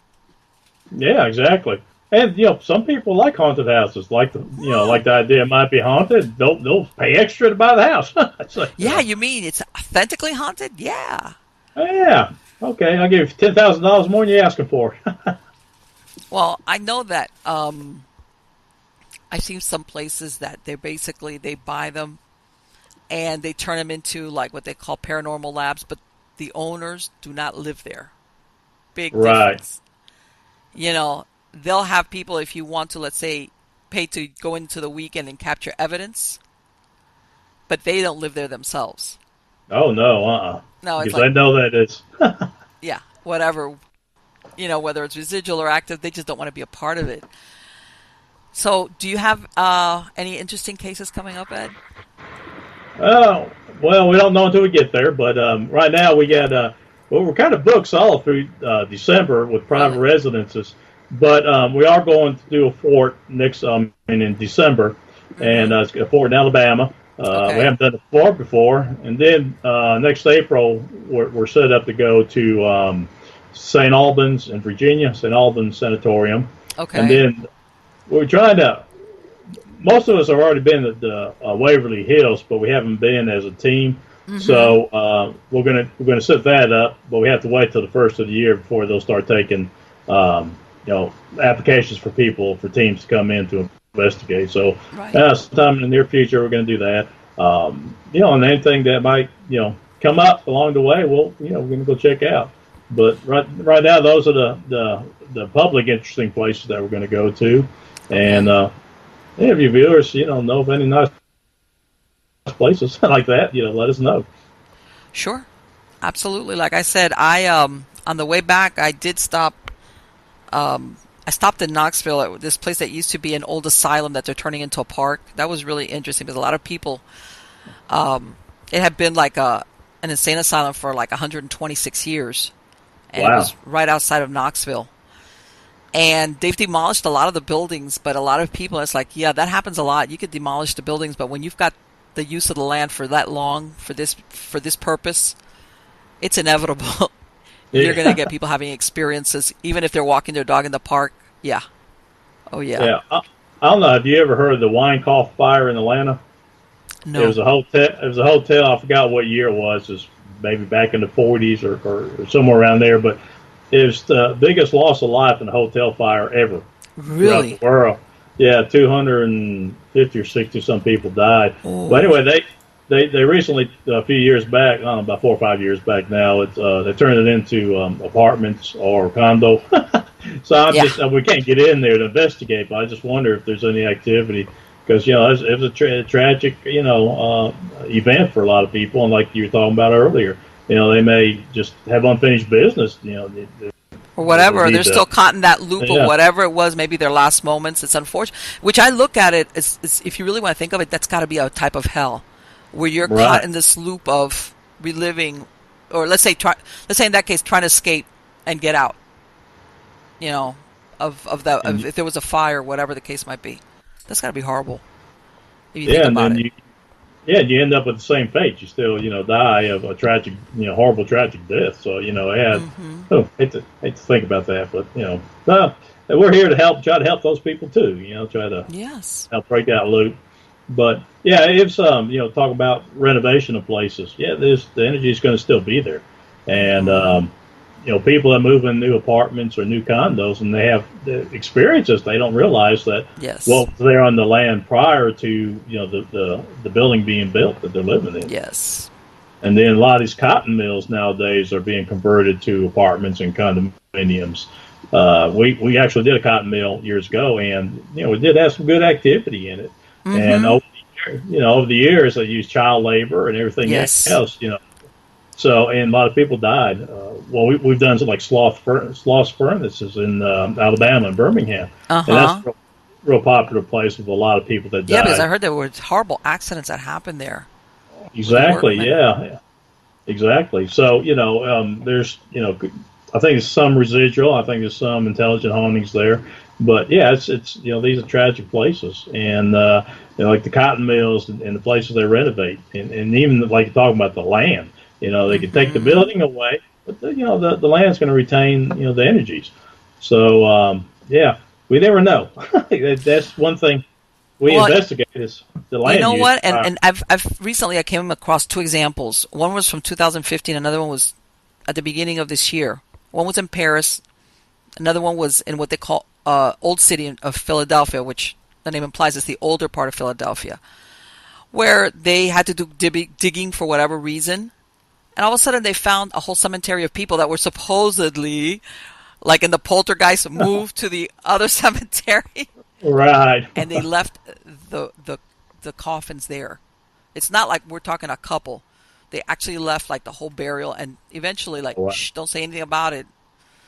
And they just built other buildings. And the one in Philadelphia, um, it was a really old cemetery from the 1700s. They were supposed to have moved it after the Civil War to another cemetery, and they never did because they found like, and they've built buildings, and now they had basically demolished what was there, and they were building to put in a building, and that's when they came across all these intact coffins. And they were thinking, okay, how do we figure this one? Another one was a supermarket in Paris, same thing. They go in there, and these were really older. They thought that some of these were plague victims. Oh, And wow. same thing. Supposedly, the bodies should have been moved to this other. As a matter of fact, no, the bodies were supposedly should have been moved to the catacombs. You know that Paris has those catacombs. Right. Well, of course, probably some businessman said that's too expensive. We'll just say we did and we don't. Yeah, well, it's cheaper to say we did, than Exactly, not do it. exactly. And Yeah.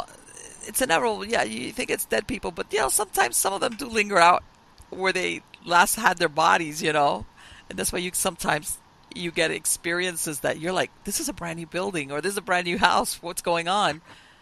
Exactly. And it's because of that you just never know what's on that land. As long as you don't get that poltergeist activity like it did in the movie. I'm telling you, that was a real. It was an enjoyable movie. I enjoyed it. I know. But, I still love to watch it, even though. Let's go off a little bit. A bunch of those actors over the time they all died. It was one of those things like, do you really want to work on that set? Because a lot of those, when you look at the odds, a lot of the actors involved in that movie were died. And something that I saw the other day, Ed, and I don't know if you've ever seen it. This was an old interview that I found. That has to be, I want to say maybe it was from the 80s or 90s, and they were interviewing this guy, William Peter Blatty, who wrote The Exorcist. Okay.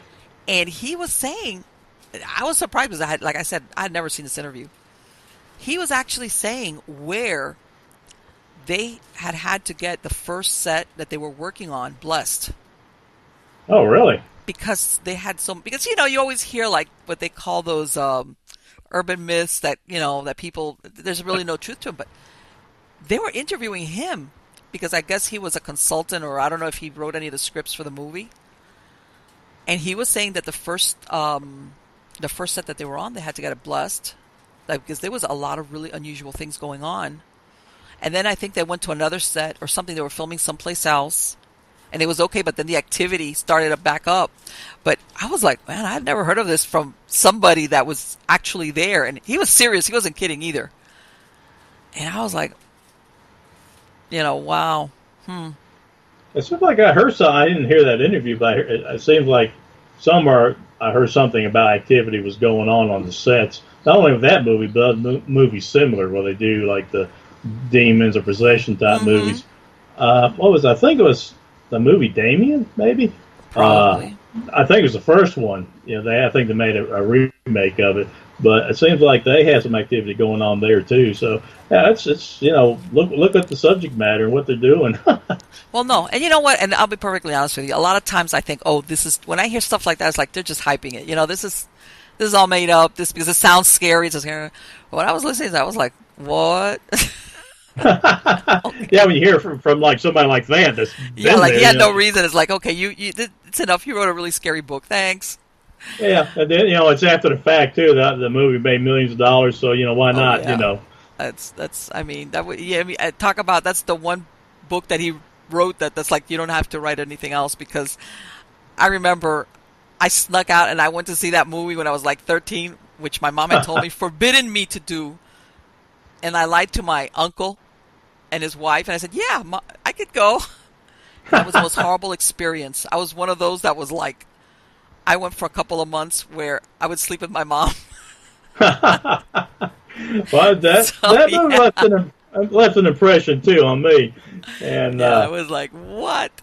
So yeah, believe me. But anyway, Ed, what I've done is I've included a link to your website on the credits of the show.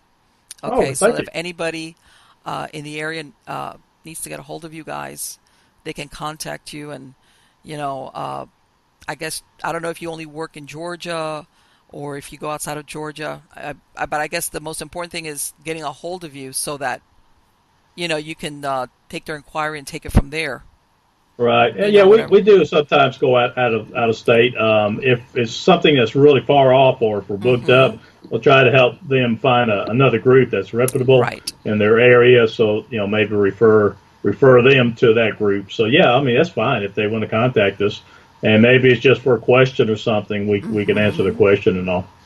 And you know what? The truth is, Ed, I really usually make a big deal out of groups that have been together for a while. And I've said in other shows because unfortunately, a lot of groups get together and within the first year or two, they kind of dissolve because for different reasons. People don't have time, they don't gel, it's not what they thought. So I said, whenever you find a group, I said, if you're ever the person who's thinking that you need help or some type of investigation, you need to find a group that has been together for a while. Right. Exactly. Because if Exactly. not, you might be disappointed or you might let this. That's the thing. You're letting somebody into your house and Right. maybe Huh? divulging some of your most deep secrets.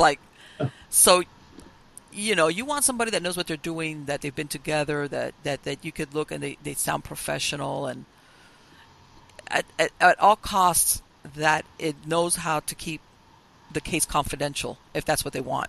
Yeah, that's our high priority too. Safety and confidentiality. Mm-hmm. You hit on before some groups go in and they stir up stuff, or Yes. they just leave. If they Mm-hmm. go in, to me there's a difference between a paranormal investigator and a ghost hunter. To me, a ghost Yes. hunter is somebody that goes in for the thrills, or they go in with good intent, but they don't realize how much work and effort it goes into this Yes. type of work. And like I said, I'm very proud of my group. Uh, we've been through a lot of investigators over the years. Some come and go. It's not for them. Sure. They realize how much work. Oh, that's fine. That Mm-hmm. happens. And but the people I have are really dedicated. I mean, they work hard. They can't always make the investigations, so because of life. Life gets in the way, work or things they have to Yeah. do with their families and stuff. So, but they if they don't make the investigation, they help us review stuff. So, it's. In fact, we have you met Larry and his wife Melinda. Well, Yes. he was transferred to Kentucky, but they're still members of our team. Mm-hmm. And he handles some case managing jobs for us. He'll review things for us, and he's right now he's working with another team. So he's that dedicated that him and his wife that they'll put that extra effort in for us too to help us out. And Sure. well, we met at Scarefest, and actually there's a lady that lived in Lexington that was looking for somebody. So Larry, we turned it over to him, and he's going to handle it. Mm-hmm. And that's another So, thing. When you're in but this yeah, I field for mean, a while, you know who out there you can refer out. exactly. And I'm like you. I want a reputable team that's been around and knows what they're doing. I won't recommend somebody I really don't know. And we Yes. made some great contacts at Scarefest too. And unfortunately, Mm-hmm. some of them live way up there in New York, but Yeah. No. and you live in Miami, so but yeah, we're Yeah. neighbors. Yeah. No. Well. Yeah. For all intents and purposes. Yeah. Considering Yeah. that. Yeah. I mean, I've met groups. 'Cause originally, I always worked with a research group.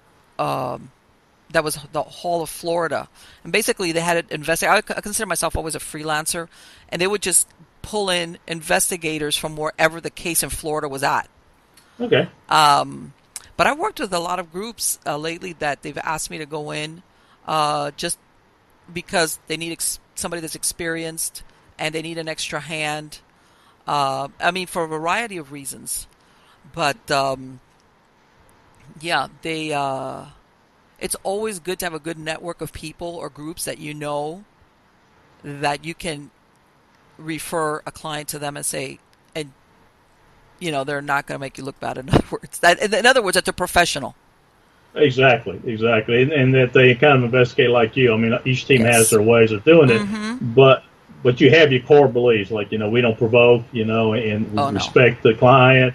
We it's for the safety and confidentiality of the client. So, Yeah, it's we got the core beliefs, and you find a group that's been around for a while, and you're talking about groups use you if they need an extra hand. Well, we've got friends that will, if they're not busy investigating, well, one or two of them will come investigate with us if we need an extra hand. So, but yeah, I mean Exactly. that's.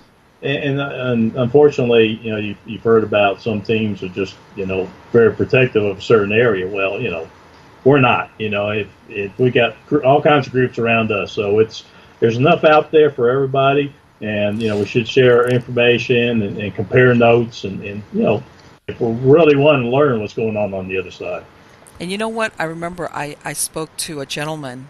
He's out of Southern California. He's done a lot of paranormal work, especially in the Queen Mary and in that area. And we were talking this. I mean, spoke to him a while back, but he was telling me, especially in Europe, sometimes that some of these groups get like ownership of certain places, especially like the historical sites or Okay. things, or they want to be the only show in town. And I'm like, what are you talking about? It's like, what is this? This is like, okay, all right. The reason why they're into this is not what it should be, which is paranormal Money. investigation.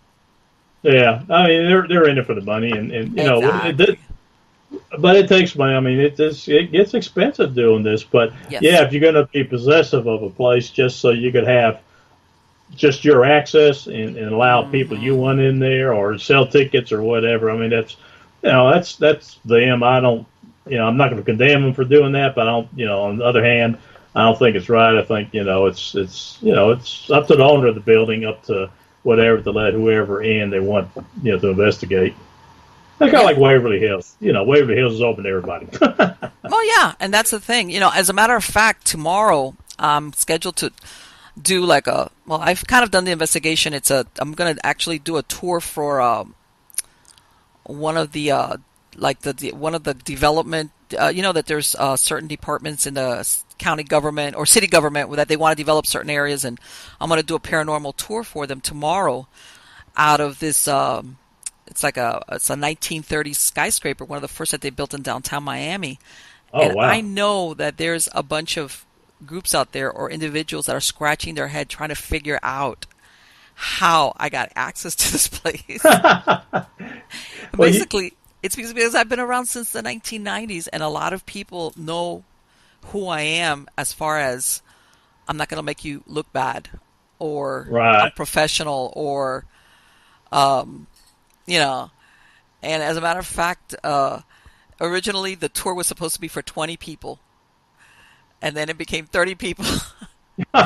And this earlier today, the girl that's part of doing the collaboration, she calls me up. She goes, Marlene, so far we've had 80 RSVPs. And I was like, Oh, wow. okay, we need to think about how we're going to handle this because even if all these RSVPs do not show, that is a lot of people, It you is. know. And I It had already is. been in there twice doing like a partial investigation with some of their maintenance and security guys to get because some of the floors are unoccupied. So I know there's something there, whether it's residual or not. I'm not sure yet because I really haven't had the time to be there hours and hours and hours to do some real good work. But it's like that's a lot of people.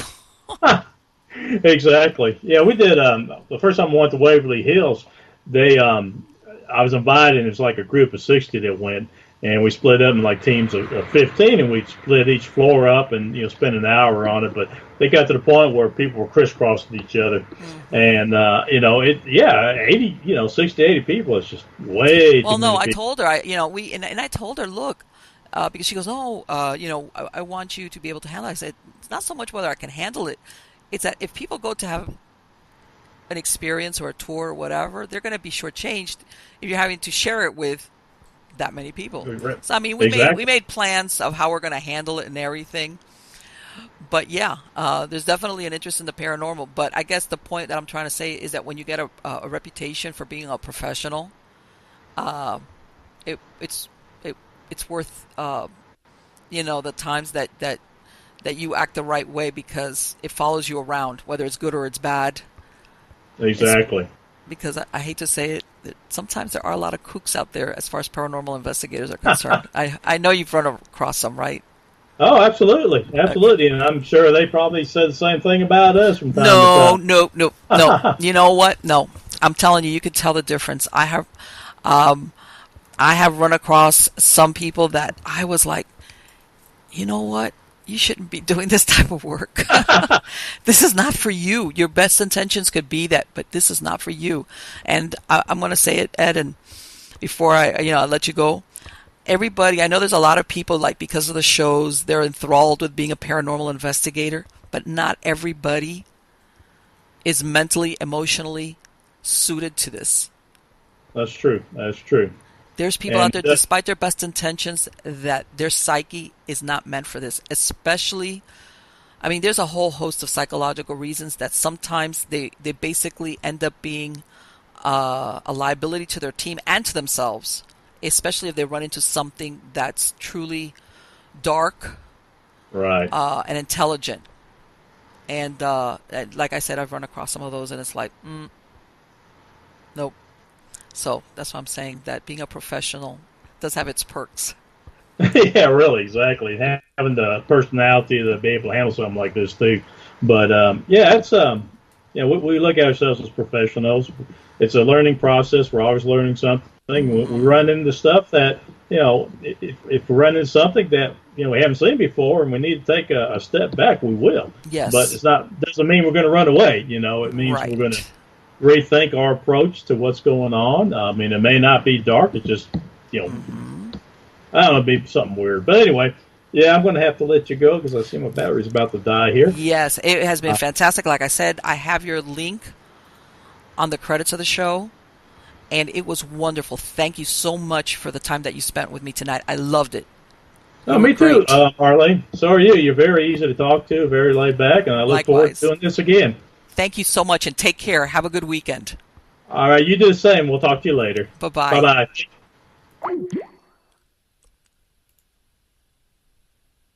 That's great.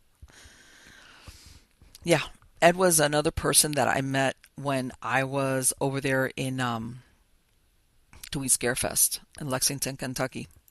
And as a matter of fact, I had a really lengthy conversation with him because he's at investigations also in Andersonville, which is a Civil War prison or area that they had there in Georgia. And I've been there, and I'm telling you that's a real uh, wow intense place. And if once you know the history of um, of Andersonville, you realize it would be difficult for it not to be haunted by both residual and intelligent hauntings because it was pretty atrocious the things that happened, like all things that have to do with war, unfortunately, or or prison camps. But anyway, guys, I hope you liked this show. I loved it. I loved talking to Ed. I'm going to say it again. I've said it before. I'm going to say it again. That's an example of a professional group. He's the team leader. So that right there shows you the quality of his members because he's probably not going to let somebody on there on the team if they're not on board with the way he wants to run the group. So that right there shows you that this is, again, the kind of team, number one, if you're looking to get into a paranormal group, this is the kind of team you want to get into. Or two, if you think you need a paranormal group to come into your house, this is the kind of group you need to look into. They've been around again for a long time. And I'm telling you, people that get together because somebody thinks, oh, it's a bright idea, they want to have ghost adventures and put a paranormal group together, um, they kind of fall apart really, really quick because it's not what they expected. So when you see a group that's been together, that stayed together, and after all these years, and and that's another thing. I wasn't kidding when I said you practice being a paranormal investigator. You practice while you're there, in other words. And there's no shortcut to experience. You could read all these books about paranormal, whatever. You could read all these guides. You could see all these shows, but there is no shortcut for experience. And the more investigations you go on, the more experience you gain, the more interaction you have, even with places that are not haunted. the more experience you gain. Whether it's a historic place, or whether it's a residential, or whether it's even a business, like he said. So again, that's one of the things you want to look for in a group, because number one, they have a pretty good idea right away what they're dealing with. In some cases, even when there's no haunting, because even though you always have to keep an open mind when you go into an investigation, after a while, there's certain things that you know to look for. Whether if there's something going on in the home, the person that's reporting it, are we talking mental illness? Is there some crisis in the family? Is there truly something going on? Or, like what he was saying, am I looking at something where there's a demonic angle and I need to back out of this and regroup and rethink what we're going to do? And I love the fact that he said that his team, their safety is uppermost in his mind. In other words, yeah, they might be there to help that family, but if they go in there and he realizes, whoa, wait a minute, this is not what we thought it was, he's going to back out and he's not going to place his team. And you might think, well, what can happen? Well, you know what? If it's just so happens that we're talking either demonic or some really dark energy, which can be human, by the way, and I've said this before, sometimes, in some cases, they can retaliate. And sometimes it could just be something as subtle as you have a team member who's maybe really tired. Okay, let's say you go on an investigation on a Friday or on a weekday, or maybe you had a really long week and you're just tired, but you're going because you want to go and you're interested and maybe you're committed and you want to help your team members out, but you're really tired. Or you got things going on at home, a million things. Guess what? Believe it or not, you can become a target for an attack. In other words, here I want to use a scary analogy, but as an example, I don't know if any of you heard of Jeepers Creepers. You know, and that creature, basically it scents a certain scent of fear or weakness out, and that's how it picks its victims. Well, guess what? When you go into an investigation where you have a dark entity, human or non-human, that a lot of times, like I said, they many times choose to victimize humans that are within their sphere of affecting them. They pick certain people. They target them. They become the target because of that. And by this, I want to say it, and I think Ed is on board even though he's not here. I would never ever take anybody to an investigation that's got a problem with drugs or alcohol or any of the above, or emotional problems. Forget it. They might not agree with it, but you'd be saving them a lot of headaches. But let's say if none of those apply, you get somebody that, like I said, is just tired. Maybe you've had a really busy week, like more than normal. Or you might be coming down with a cold. Sometimes you're just tired, you're exhausted. You could, if you go into regular investigations, chances are not. You'll just be tired, you'll be falling asleep. But if it just so happens that you're going to cross the path of something that you shouldn't, that's why he's saying he backs his team out, because he realizes that the same rules don't apply as a regular investigation, where that person, one of your team members, might be vulnerable. And for all I know, and I didn't discuss it with him, maybe when he backs out, he does ask his people, besides volunteers, he checks to see who's the right person to go back in there with me, because he doesn't want to make any of them a target and have this thing latch onto them, which I've heard of that happening, as a way of trying to scare the team from any type of intervention with his family. Because that's what they're going to do eventually. They're going to contact maybe some type of, like he said, that priest, or maybe somebody that handles exorcisms, and they're kind of ahead of the curve, that dark energy, and they're going to try everything to sabotage that from happening. You know, and there's nothing worse than sabotaging, taking out one of your members, and then the other members are going, huh? What? That's the way it works. Sometimes it's as subtle as that. But anyway, guys, I hope you like this show. Subscribe to my channel. Hit the like button. Catch me on Facebook and on Twitter via Periscope. I do a lot of live streaming there. By the time I release the show, we should be in 2018. So happy New Year's, guys. Happy holidays. Wishing you and your families the best. And let me say it again. Thank you so much for viewing the shows. I have we're going to season 3 of Stories of the Supernatural, and I have some fantastic shows planned, and I hope you're going to enjoy them. Take care.